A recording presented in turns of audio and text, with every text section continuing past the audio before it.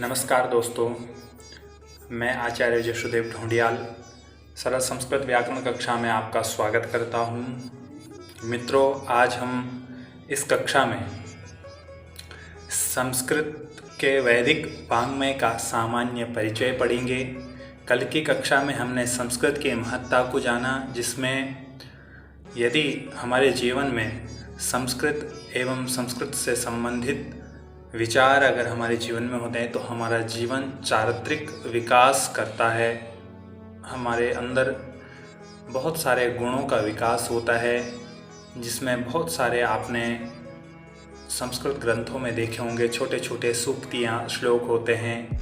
इसी क्रम में जैसे विद्या ददाति विनयम, विनयात् याति पात्रताम, पात्रत्वात् धनमाप्नोति, धनात् धर्मः ततः सुखम। विद्या से विनय आता है। विनय होने से हमारे अंदर किसी भी कार्य को करने की पात्रता आती है। पात्रता आने से हमारे को धन प्राप्त होता है और धन प्राप्त होने से बाद हम सुखी अनुभव करते हैं। इसलिए सुख को प्राप्त करने का मूल विद्या को माना है। इस प्रकार की महत्ता को कल हमने जाना। आज की कक्षा में हम संस्कृत के वैदिक वाङ्मय का सामान्य परिचय के बारे में जानेंगे।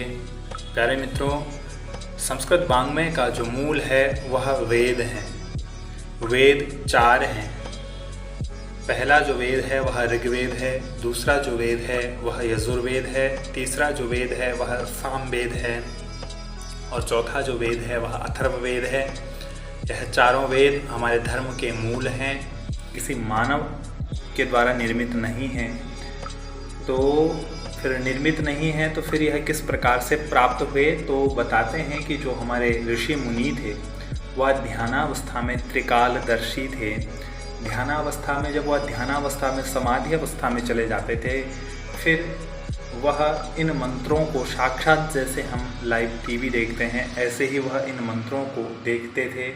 भूतकाल, भविष्यकाल और वर्तमान काल, तीनों कालों को देखते थे।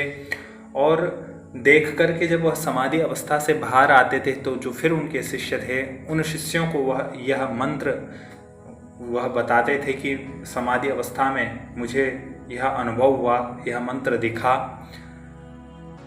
इसीलिए ऋषयो मंत्र द्रष्टारः, ऋषियों को मंत्रों को देखने वाला, बनाने वाला नहीं।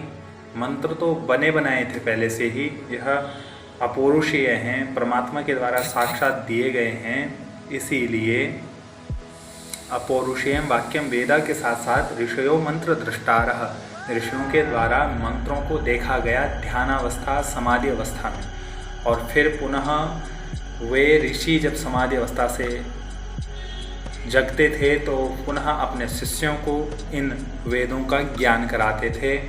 और वेदों के ज्ञान कराने की विधि जो थी वह सुना करके, मात्र सुनाया जाता था। लगातार वेदों को अपने शिष्यों को वो सुनाते थे। उस समय जो बुद्धि का स्तर था वह ऐसा था कि एक बार सुनने से संपूर्ण मंत्र याद हो जाता था अथवा संपूर्ण वेद याद हो जाता था, बहुत सारे मंत्र याद हो जाते थे। इसलिए इन वेदों को श्रुति भी कहा जाता है। सुन करके जिनका ज्ञान किया जाता है उससे कहते हैं श्रुति। तो इसलिए वेदों को श्रुति भी कहा जाता है। इनके बहुत सारे अपर नाम भी हैं। श्रुति है, वेद है, आमनाय है, स्वाध्याय है, ऐसे बहुत सारे, छांदस है, त्रयी है, आगम है, निगम है, ये सब वेद के नाम हैं। और प्रत्येक नाम के होने का अपना अपना एक कारण है। तो इस प्रकार से हमने 4 वेदों के बारे में जाना, ऋग्वेद, यजुर्वेद, सामवेद और अथर्ववेद। चारों वेदों का सामान्य परिचय, और चारों वेदों को श्रुति नाम से भी जाना जाता था। हजारों वर्षों तक मात्र श्रुति परंपरा से, यानी कि सुना करके जो परंपरा चली, लगातार सुनाते सुनाते सुनाते एक ऋषि दूसरे ऋषि को सुनाता, फिर वह अपने शिष्यों को सुनाता, फिर वह अपने शिष्य को, ऐसे करके लाखों वर्षों तक यह श्रुति परंपरा में हमारे वेद रहे। उसके बाद धीरे धीरे धीरे करके जब मानव का, जो हम मानव हैं, जब हम मानवों का यानी कि जब वह ऋषि परंपरा से जब हम भी धीरे धीरे करके मानव योनि, यानी कि हम मानव जब हुए, मानव का क्रम जब चला, तो हमारी बुद्धि का स्तर धीरे धीरे कम होने लगा। तो तब जा कर के उन ऋषियों ने, जो ऋषि शिष्य थे, उन ऋषि शिष्यों ने ताड़पत्रों पर सर्वप्रथम इन वेदों को लिखना प्रारंभ किया। और ताड़पत्रों पर लिखने के बाद यह संरक्षित होने लगे। धीरे धीरे करके यह लेखन क्रिया में आने लगे और वेदों का संरक्षण होने लगा। पहले यह लाखों वर्षों तक, मैं हजारों नहीं कह रहा हूँ, लाखों वर्षों तक श्रुति परंपरा में थे, इसलिए ही इन वेदों को श्रुति कहते हैं। तो हमने सामान्य रूप से जान लिया है कि वेद और वेद का नाम श्रुति, आमनाय, स्वाध्याय, छांदस, त्रयी, ये सब वेद के नाम हैं। और वेद लाखों वर्षों तक श्रुति परंपरा से रहे। वेद अपौरुषेय हैं। अपौरुषेय अर्थात किसी मानव के द्वारा नहीं निर्मित हैं। जैसे किसी भी चीज़ का कोई लेखक होता है, ये इनके कोई लेखक नहीं है, यह साक्षात ब्रह्म परमात्मा के द्वारा ज्ञान राशि दी हुई है। और यह ऋषियों ने ध्यानावस्था में देखा, जैसे हम लाइव टीवी देखते हैं ऐसे ही देखा, और उन्होंने अपने ध्यानावस्था, समाधि अवस्था में से जग करके पुनः अपने शिष्यों को इसका व्याख्यान किया। और श्रुति परंपरा से लाखों वर्षों तक यह वेद चलते रहे। यह तो हुआ वेद का सामान्य परिचय। अब वेद के बाद का आज हम मात्र वैदिक वाङ्मय पर ही चर्चा करेंगे। उसके बाद लौकिक वाङ्मय है, वैदिक वाङ्मय पर चर्चा करेंगे।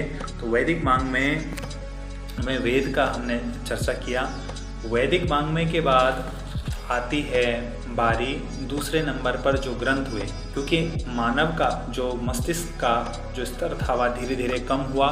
वेद जिन तत्ववेताओं ऋषियों ने जो देखा था श्रुति परंपरा से लाखों वर्ष बाद हमारी बुद्धि का स्तर धीरे धीरे करके कम हुआ, याद नहीं होने लगा। तो जो ऋषि शिष्य थे उन्होंने इनको लिखा, ताड़पत्रों पर लिखा, संरक्षित किया। और लाखों वर्षों तक जब यह इसी अवस्था में रहे, तो उसके बाद भी एक ऐसा समय आया कि मानव को वेद की जो भाषा है और वेद में जो ज्ञान है, दिव्य ज्ञान, वह ज्ञान न याद होता न ही समझ में आया।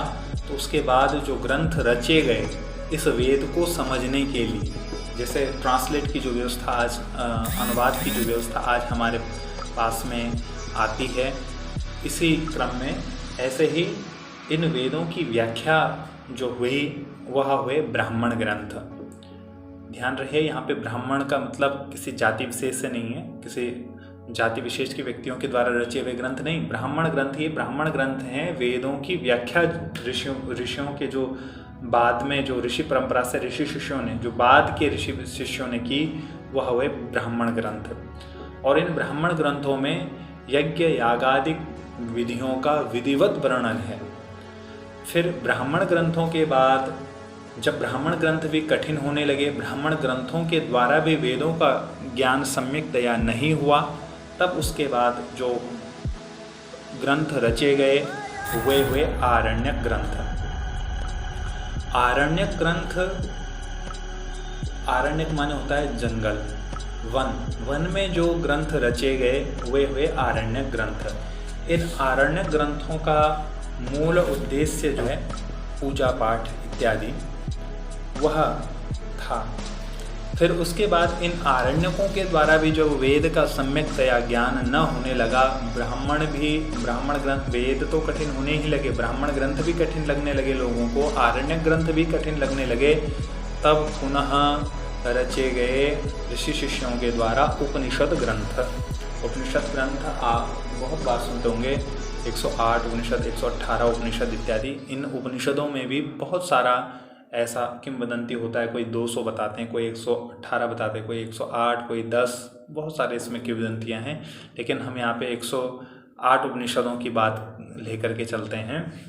108 जो उपनिषद हैं, इस उपनिषद में शुद्ध रूप से आत्मा और परमात्मा का वर्णन किया गया। उपनिषदों में शुद्ध रूप से आत्मा परमात्मा का वर्णन है। क्यों किया जा रहा है इन ग्रंथों का निर्माण? तो वेद जब कठिन होने लगा, लाखों वर्ष पहले तो श्रुति परंपरा में रहा, श्रुति परंपरा के बाद लाखों वर्ष तक यह लिखा जाता रहा ताड़पत्रों पर, तब जाकर के गुरु शिष्य परंपरा से एक दूसरे को ज्ञान आता रहा।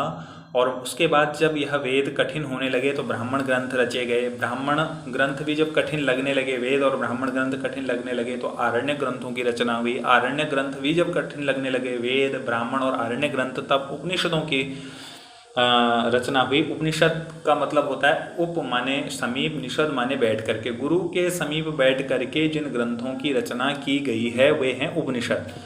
आपने यम नचिकेता संवाद तो सुना ही होगा, जिसमें यमराज के द्वारा नचिकेता को 3 वर दिए जाते हैं। 3 दिन तक जो यमराज के दरबार पर बैठे रहते हैं, वह कथा तो वह कठोपनिषद है। ऐसे ही उपनिषदों में बहुत सारे आपको कथा कहानियों के माध्यम से बहुत ही दिव्य ज्ञान आपको मिलेगा।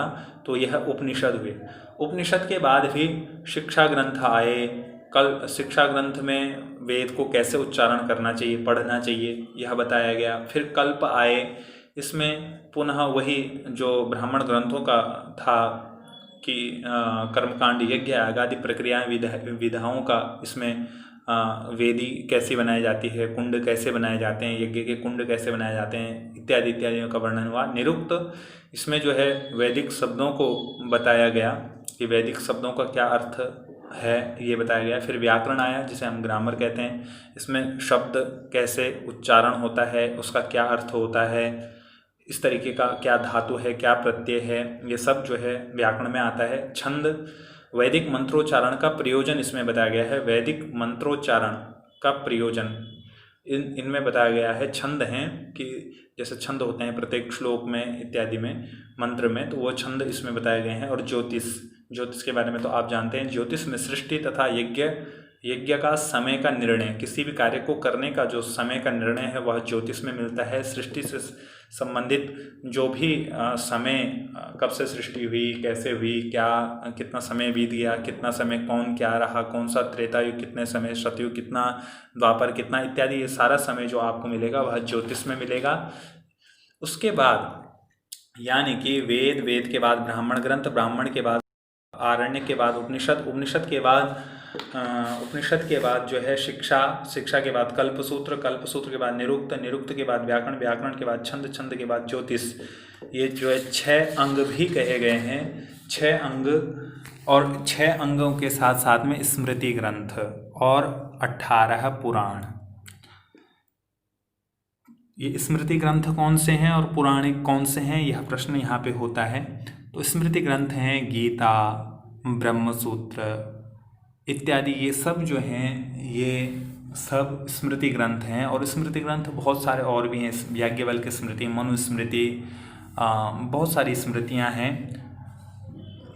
ये सारी स्मृतियाँ और स्मृति ग्रंथों के बाद 18 पुराण, जिनमें भागवत महापुराण, विष्णु पुराण, वराह पुराण, ब्रह्म पुराण, ब्रह्मवैवर्त पुराण, गरुड़ पुराण इत्यादि 18 पुराण हैं। 18 महापुराण और उपपुराण भी हैं। इस प्रकार से यह वैदिक वाङ्मय का एक सामान्य परिचय, बृहद परिचय नहीं, सामान्य परिचय मैंने बताया।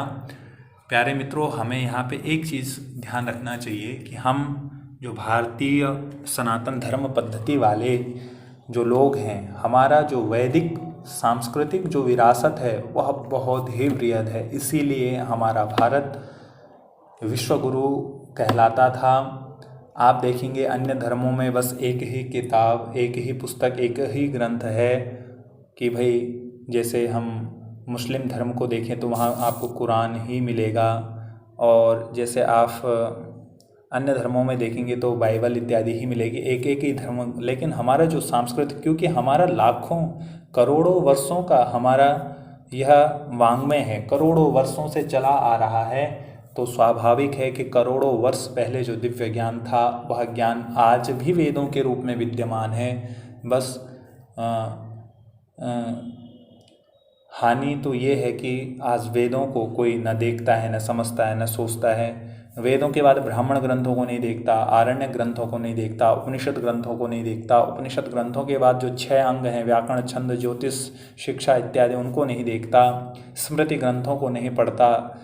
स्मृति ग्रंथों के बाद भी कुछ महापुराण हैं, उन महापुराणों का आजकल बहुत व्याख्यान जो चलता है, आप ज़्यादा से ज़्यादा महाभारत हो गया, भागवत पुराण हो गया, विष्णु पुराण हो गया, गरुड़ पुराण हो गया और देवी भागवत इत्यादि ये जो उप पुराण हैं इन्हीं का आपने सुना होगा। नहीं तो हमारा वैदिक जो वाङ्मय है वह बहुत ही बृहद है। 4 वेद, बहुत सारे ब्राह्मण ग्रंथ, फिर बहुत सारे आरण्य ग्रंथ, प्रत्येक वेद का बहुत सारे, एक वेद का ब्राह्मण ग्रंथ बहुत सारे हैं, फिर एक वेद के आरण्य ग्रंथ बहुत सारे हैं, फिर एक वेद के बहुत सारे उपनिषद ग्रंथ हैं। तो ऐसे ही करके चारों वेदों के बहुत सारे ब्राह्मण ग्रंथ, आरण्य ग्रंथ, उपनिषद ग्रंथ, और फिर 6 अंग हैं, व्याकरण, छंद, ज्योतिष, शिक्षा इत्यादि। फिर उसके बाद 18 पुराण हैं, 108 उपनिषद हैं, बहुत सारी स्मृति ग्रंथ हैं, 20, 30, 50 इससे भी ज़्यादा स्मृति ग्रंथ हैं। कुछ अनुपलब्ध हैं, कुछ उपलब्ध हैं, कुछ मैन्युस्क्रिप्ट रूप में यानी कि पांडुलिपि रूप में हैं। इस प्रकार से इतना वैदिक वाङ्मय है, दिव्य ज्ञान हमारे वेद धर्मशास्त्रों में है। लेकिन खेद है कि आज हमारा भारतीय जो सनातन धर्मावलंबी लोग हैं वह संस्कृत को बिल्कुल ना के बराबर जानते हैं। और मुझे कमेंट करके अवश्य बताएं कि आप। प्यारे मित्रों, आज के क्रम में इतना ही। कृपया करके चैनल को लाइक करें, सब्सक्राइब करें और कमेंट में ज़रूर बताएं आपको क्या अच्छा लगा और आगे क्या करना चाहिए। धन्यवाद।